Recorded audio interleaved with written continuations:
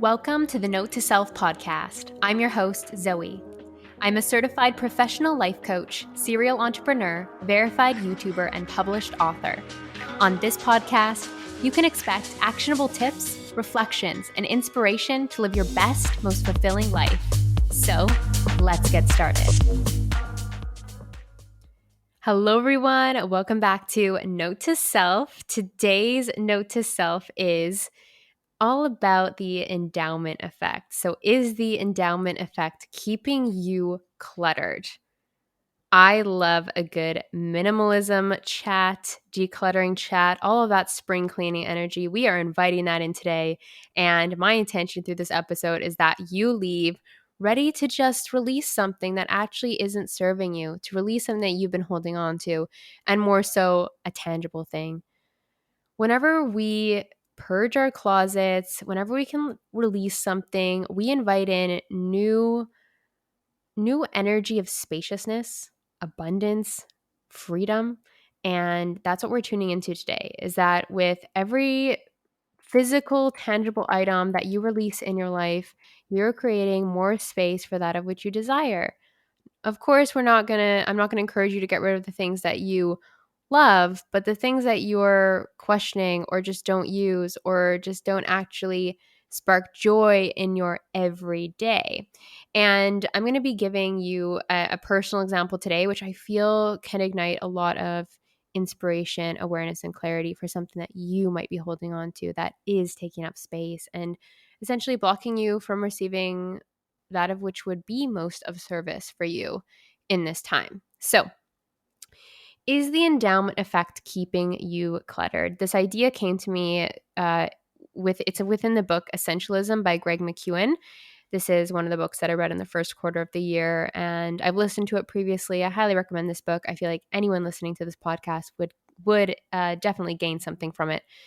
So the endowment effect is basically something is worth more now that I own it, right? It's sort of the significance that we give items in our life based on the fact that we've owned them or they've meant different things to us. And in that way, part of us wants to cling or hold on to them because we feel like they're worth so much more. So today's episode, I'm bringing you the example of my bike, my pink bike, my pink Cannondale hybrid bike that I purchased when I lived in Toronto, whose name was Pamela. I love this bike so much. It was beautiful. I had so many adventures on it. I would cycle up and down the waterfront pathway in Toronto. I lived in a waterfront condo on the east end, and I would love cycling all the way over to the west end and back. It was something that when the weather was right, I was doing every single day, and it brought me so much joy. And as a minimalist, when I was decluttering my entire life, like down to, again, a couple of suitcases to move to Bali, my bike was just like, I have to take this with me. I have to. I'm definitely going to bike in Bali. I'm definitely going to be outside enjoying the nature and wanting to sightsee on my bike. And so it was a non-negotiable for me bringing it. I just couldn't bring myself to letting go of that bike at that point in time because I was expecting to use it just as much as I was using it in Toronto in Bali.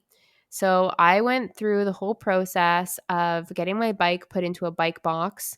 I took that bike from Toronto to Vancouver, then from Vancouver to LA to Singapore, Singapore to Jakarta for a 5-day quarantine, and then over to the island of Bali. So this bike and me, we got real close over that time. And the thing is, with that bike, naturally, as I'm speaking to the significance, to this attachment to it, think about something in your life which is like, nah, like you might love from a previous chapter of your life, but may not necessarily be fitting into the present chapter.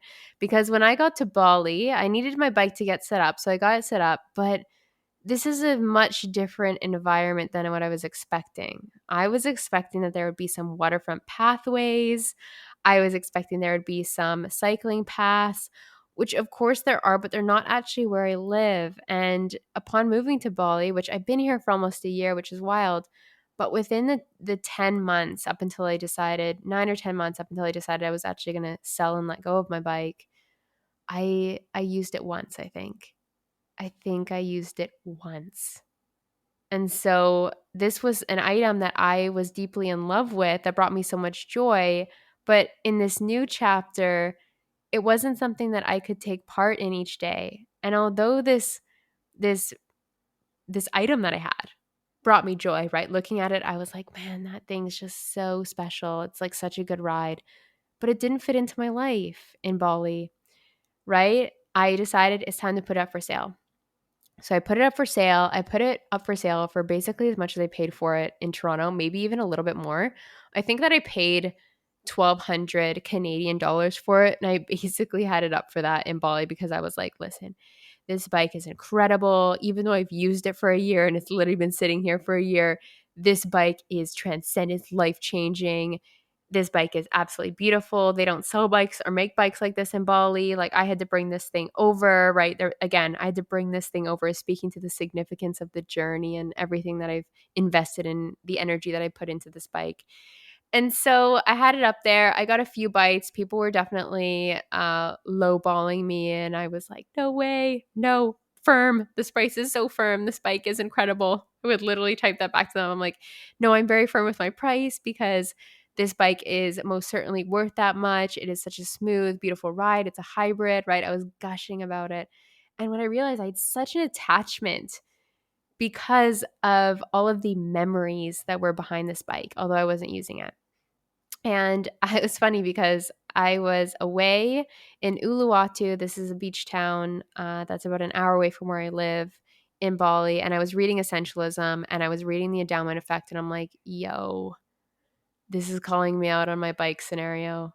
I just need to let go of this bike. And one question that Greg McEwen has in this book is, okay, let's say you didn't have that item which you're holding on to. How much would you pay to have it at this point in time in your life?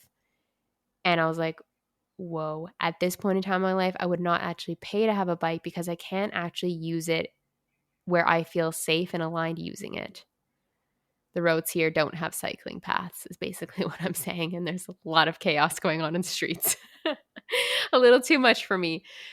So in asking myself that question, I was like, this is exactly my bike. And what's interesting was that I decided to lower the price of my bike. And by the time that I got back home from my weekend away, I had already lined up somebody coming to see the bike. They loved it. They took it for 11 million IDR, which is 970-ish Canadian. And I was so happy to release it. Once I'd asked myself this question, if this wasn't in your life, how much would you pay for it? I wouldn't pay anything for it because I actually couldn't use it. And although it's got significance and memories and all that beauty in it, somebody else could be using this more than me.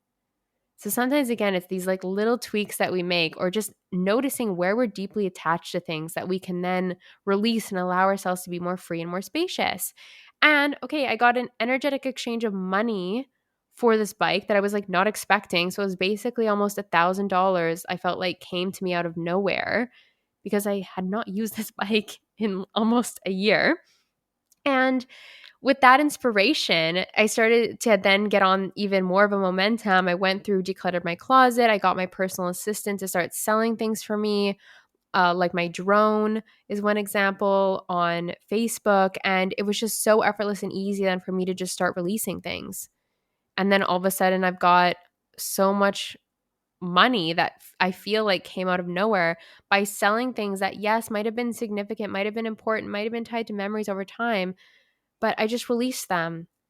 And I released them for prices that were fair, that like, again, I wouldn't pay for these items to be in my life because I'm not actually using them. So I encourage you today to look at your belongings, look at your assets, look at anything that you have and ask yourself, do I feel like this is worth more just because of the emotional attachments or the energy that I've invested into it? Is the endowment effect keeping me cluttered?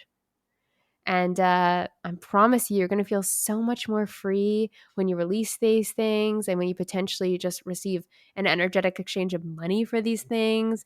It just starts to create a whole new magnetism in financial abundance, I would say, for me personally. So yes, I hope that this episode inspired you guys. And one last note that I want to bring forth today is that I am hosting a 3 free day training inside of a Facebook group called From Story to Authorship to Royalties. This is a program to find the story within, build out your book context, and create your next steps. And as we're speaking sort of about letting things go, releasing things, right? The power of writing your story and releasing it to the world. And we all have multiple stories, which we're going to bring forth in this program as well. There's not just one inside of you. I know there's multiple, but releasing something into the world and opening up a channel for abundance, for financial flow towards that can be so incredibly empowering, right? It's called From Story to Authorship to Royalties. It's about finding clarity about the stories you have within your dimensions and aspects of storytelling that feel igniting and lighting up to you. And then understanding authorship, right? Understanding just shifting the identity of what you're seeing yourself. And then we're going to talk about royalties. We're going to talk about creating something at one point in time in your life that's going to continue to flow financial abundance to you. So sign up for that will be in the show notes. And I'm so excited to see you there. And I'll chat with you guys in the next episode. Thanks for listening.